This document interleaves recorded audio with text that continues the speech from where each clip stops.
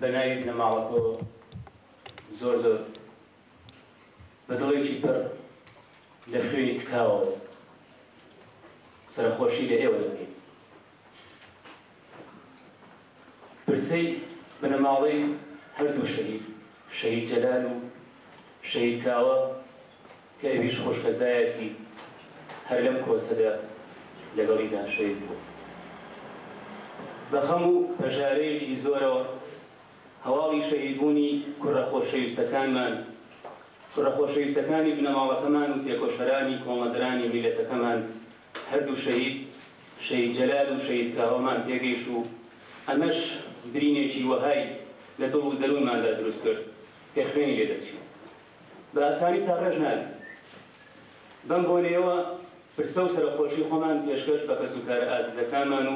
هاورێ تێکۆشەرەکانی هەردوو شەهید و گشت خەباجێڕانی میلەتەکەمان دەکەین و هەموو شەهیدانی ڕێگای ڕزگاری ڕاستی کوردستان. هەروەها زۆر زۆر سپاسی هەموو ئەو هاوڕێ و دۆست و خزم و ئازیزە خۆشەویستانە دەکەین کە لەم کۆستە گەورەیەدا هاودەم و سەبووریکەر و بەشدار و پاڵپشتمان بوون و بەو گەرمیە پرسۆزە و مەپیرمانەوە هاتن. بەڕێزان، شەهید جەلال و شەهید کاوە تەنیا کوڕی نازداری بنەماڵەکەی ئێمە نەبوو. بە چاولێنانیان تەنیا ئێمە تووشی خەسارەت و پشکاندن نەبوو، بەڵکو هەردوو شەهیدی نەمر ڕۆڵەی تێکۆشەری گەلەکەمان و خەباتفێڕی کۆمەدەری بزوتنەوەی ڕزگاری خوازی نیشتمانی کوردستانیش بوو. بە کۆچکردنیان کلێنێکی گەورەش کەوتە ڕیزەکانی تێکۆشەرانی ئازادی خوازانەی نەتەوە ستەمدیدەکەمان. ئەوەی لەم بوارەدا جێی دڵتەنجی و نیگەرانی ئێمەیە. ئەوەی نییە کە جەلال و کاوە خۆشەویستمان شەهید بوون، چونکە ئێمە هەمیشە لەو بڕوایە بووین کە پێشمەرگە ئەو مرۆڤەیە کە هەمیشە دەست لە ملانی مردن و ئامادەیە لە هەر چرکێک لە هەر ساتێکدا بێت گیانی خۆی کە بە نرخترین و مەزنترین سەرمایەتی لە پێناوی ئامانجە پیرۆزەکانی گەلەکەماندا پێشکەش بوو. هەوکاری دڵتەنجی و نیگەرانی ئێمە و خێزانەکەمان کە ئێمە لەم ئاوارەیەن و دووریەکی جوگرافی لە بەشداربوونی ماتەمینەکەیمان جیاکردینەوە نەمانتوانی بۆ دوجار بە دیداری شیرینیان شادبینەوە. خۆشەویستان، شەهید جەلال هەر لە سەردەمی هەرزەکاریەوە خولیای ئازادی و سەربەستی بوو. هەموو ڕۆژگارە شیرینەکانی تەمەنی لایەتی لە گۆڕەپانی سەختی پێشمەرگایەتیدا بەسەر بردووە و هیچ ڕۆژێک سڵی لێوە نەکردوێتەوە ڕاستەوخۆ لە شەڕی دەستەوەیەخەدا ڕووبەڕووی دوژمنان و داگیرکەرانی میلەتەکەمان بێتەوە. هیچ ڕۆژێک ئامادە نەبووە ژیانی خۆش و نەرمی شارەکان و دوورە وڵاتی هەڵبژێرێ و دەست لە ژیانی پڕ پیۆرەوەری و تێکۆشان هەڵگرێت. ئەمەش هەمووی لە پێناوی ئازادی و هێنانەتی ژیانێکی پڕبەختەوەری و چاکتر بۆ نەوەکانی گەلەستەندی دەکەم. هەروەها شەهیدی نەمەر هیچ کاتێک خاوەنی تێڕوانینێکی تەسکبینانەی ئەم قوبوڵکردن و ئەو ڕەتکردنەوەی نەبوو. هەمیشە لەگەڵ یەکێتی و یەکبووندا بوو، چونکە ئەو پێی وا بوو بەبێ یەکبوون گولە و پوشەکانمان خەباتمان و پێویست ناچێتە ڕێوە. هەر لەم دەفەرەدا ڕووی قسەی خۆمان دەکەینە بکوژانی شەهید جەلال و شەهید کاوە بە تایبەتی و هەموو شەهیدەکانی ڕێگای ڕزگاری، ئەوانەی بە هاوکاری داگیرانی نەتەوەکەمان و کوردستان دەخەنە مەترسیەوە. لیان دەپرسین ئایا ڕەوایە مرۆڤێک کە تەمەنی خۆی بۆ خەباتی ڕزگاری گەلەکەی تەرخان کردبێ و 18 مۆمی تەمەنی لەو ڕێگایەدا کوژاندوێتەوە و شەهید کاوەش کە بەلاوی سەر بنێتەوە ئاوا مامەڵەیان لەگەڵ بکرێ و بەو دەڕەندەیە شەهید بکرێن. ئێمە پێمان وایە ئەو کوردە تێکۆشەر و دڵسۆزەی میلەتەکەی بێت نەک پیاوکوژ بەکرێی گیرا و زاتی ئەوە ناکات ئەو کارە ئەنجام بدا و ئەو کەلێنە لە جەستەی شۆڕشەکەماندا دروست بکات. بەشداربوانی خۆشەویست، لەم ڕۆژە پڕ خەم و ناخۆشیەدا وەفای ئێمە بۆ شەهید جەلال و شەهید کاوە و گشت شەهیدانی ڕێگای ڕزگاری کوردستان سووربوونە لەسەر ئەو خەباتەی ئەوان بوونە سوتەمەنی و دەبێتە هۆی داهاتێکی ڕوان بۆ گەلەکەمان. خێزبێنانی ئێمە بۆ ئەوان بەردەوام بوونە لەسەر ئەو ڕێبازەی ئەوان لە پێناویدا جانی خۆیان بەخۆت. سەبووری ئێمەش بۆ ئەوان کارکردنی جددی و بێسنوورە بۆ جێگیرکردنی یەکێتی ڕزەکانی گەل و یەکبوونی هەموو توانە و دڵسۆزەکان و ڕێگەگرتن لە دووبارەبوونەوەی کارەساتەکانی شەڕی ناو کە ئەمجارە نەک هەر دەبێتە هۆی لاوازبوونی ئەم لایەن یان ئەو لایەن، بەڵکو دەبێتە هۆی نەقمبوونی ئەو دەرفەتە مێژوویی بۆ ملەتەکەمان هەڵکەوتوو لە دەریای خوێن و ڕەشبینی و بێتوایی. دەڵێن 1000 سڵاو بۆ ژیانی پاکی شەهید جەلال و شەید هەواڵچۆستانی و شەید کاوە و شەید کانەبی و گشت شەیدانی هیوار لەگەڵ ڕزگاری ئازادی کوردستان سەرکەوتوو بێ خەباتی بێوچانی گەلەکەمان و بم لێ داگیرکاران و خەڵکە لە جویان بنەماڵەی شەید جەلال و شەید کاوە دەزانین. هاوڕێ بفەرمێ ژیاننامەی کاک جەلال و ئەوان ئێستاش ئەوە بروسکەیەکی تازە هاتووە لەلایەن سەرکردایەتی یەکێتی نیشتیمانی کوردستانەوە بروسکەکە زۆر گەرم و گوڕە و هەتا کاک هاوڕێ ژەوانەکە ئێمە وەکو مژدەیەکی ژەوەتان پێڵێن کە چارەسەرکردنی یەکجارێکی ناو کوردستانە. فەرموو کاک هاوڕێ. لێی شانازی ژیانی کە لەمەشەوە ناو کاری پیرۆزی پێشمەرگە وەک ئاوێنەیەکی تیشکدار پێشگرتنە لە مەرگ بۆ ڕۆناکردنەوە و خۆدیدنەوە لەو ڕێگا و ڕێبازەی کە هەڵی دەبژێرێت و تاجی سووری خوێنی لەسەر سەر ڕادەبێت. خەباتی ڕەوایگەلەکەمان بۆ دیهێنانی مافی خۆی کاروانێکی دوور و درێژی خستۆتە ڕێوە و بۆ ئەم ئەنجامە و بەردەبازی ئەم ڕێگایەش بە یەکەیەکەی خوێنی گەشی شەهیدەکان کۆنکرێتی ئەو ڕێگای کردو و کراوە ناوێکی پڕبەهای وەک کاروانی شەهیدانی لێنراوە. ئەمڕۆژ بۆ زیاتر پتۆکردنی بناغەی ئەو ڕزگاری و ئازادی گەل و نیشتیمانە پۆلێک شەهیدی قارەمانی تری گەلەکەمان کە گیانیان هەمیشە لەسەردەست بوو پێشمەرگیان گرتووە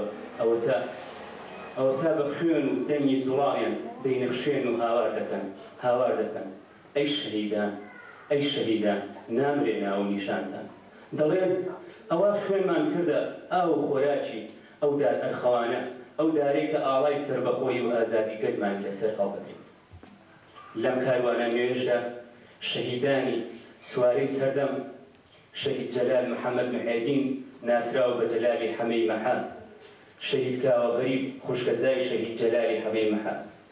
ناوی خۆیان تۆمار کرد لە چوارەمین و پێنجەمین شەهیدی بنەماڵەکان. شەهید جەلال بەجانی لەسەر دەست و لێهاتووی و خاوەنی 18 ساڵ خەبات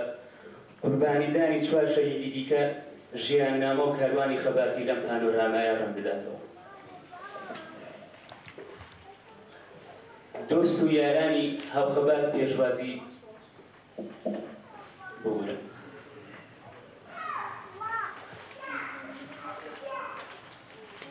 شەهید جەلال لە بەرەبەیانی سەرەتای مانگی حەوتی 1957 چاوی گەشتی بە دنیای پڕ ئازار و ئەشکەنجە هەڵهێنا و هەر لە منداڵیەوە حەزی بە تفەنگ و شەرەتەقەی ناوکە گەبەی منداڵانی کردو و هەر لەو دەمەوە وتوێتی بۆیە حەز دەکەم لە تفەنگ و دەمانچە تا دوژمنی پێکوشم. هەر لەو کاتەوەش کە بە خۆی داهاتەوە خولیای دنیای ئازادی و تەبایی و ڕزگاری لە مێشکدا دەخولایەوە تا بەرەبەرە ڕەجی ئەم بیرۆکەیە لە مێشکیدا جێگیر و جێگیرتر دەبوو ڕۆژانە زیاتر هەستی بە ئازار و ئەشکەنجە و پێشێلکردنی مافی گەلەکەی دەکرد. هەر لە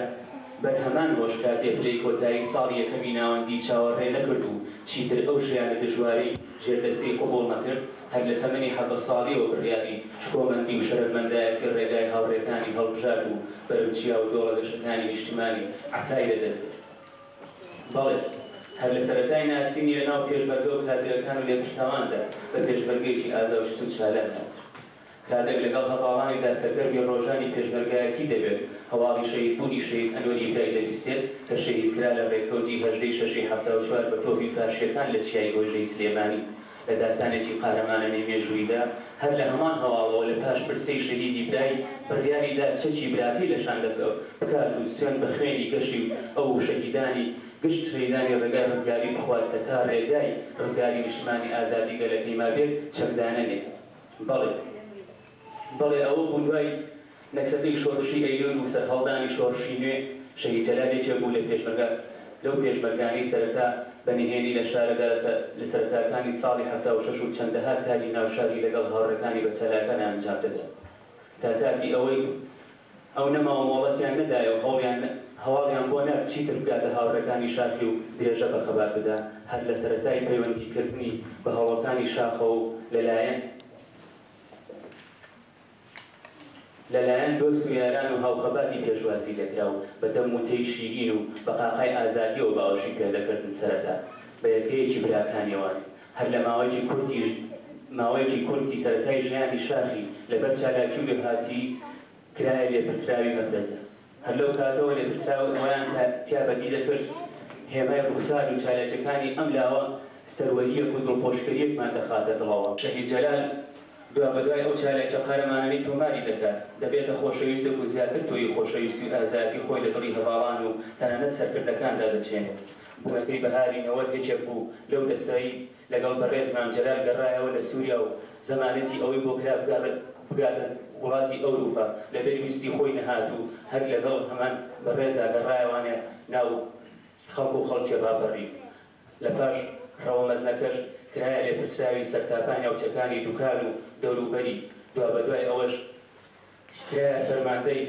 ناو شاری سلێمانی و جێگیری سەر ئەرکان شەهید جەلال بە پانۆرامایە گەیشتە ئەوەی کەوە ئەو سوێندەی خواردبووی ئەو تاجەی کە دەینایە سەرسەری ئەیوت بن شەهیدی ڕێگای گزگاری و ئەوە گەیشتە ئاواتی خۆی زۆر ئەم خوڕەی ئاوا ئازاری سەرچاوەیە وەختێ ئەگری ئەم وژەوژی بێشانە زریقەی لق و هاواری چوو گەڵایە وەختێک کە بەهار جێدێڵن ئەم پێکەنینی گۆمانە وەختێکە هەتاو خت و کەیشە خۆی ئەدات ئەم لەنجەولاری باخانە وەختێکە گوڵان شوو ئەکەن ئەم سوور هەڵگەڕانەی گەردانەش وەختێکە گشت شەهیدانمان برینەکانیان هەڵەکەن بەشێک لە برایان ئەڵێن پێویست ناکە و بەشێکی شەڵێت بەرە بکرێتەوە ئەوە بۆ کاتێکی تر بەیاننامەی ئاشتی و خۆشی هەر هەبێ لە مناسبەتی کرایەوەی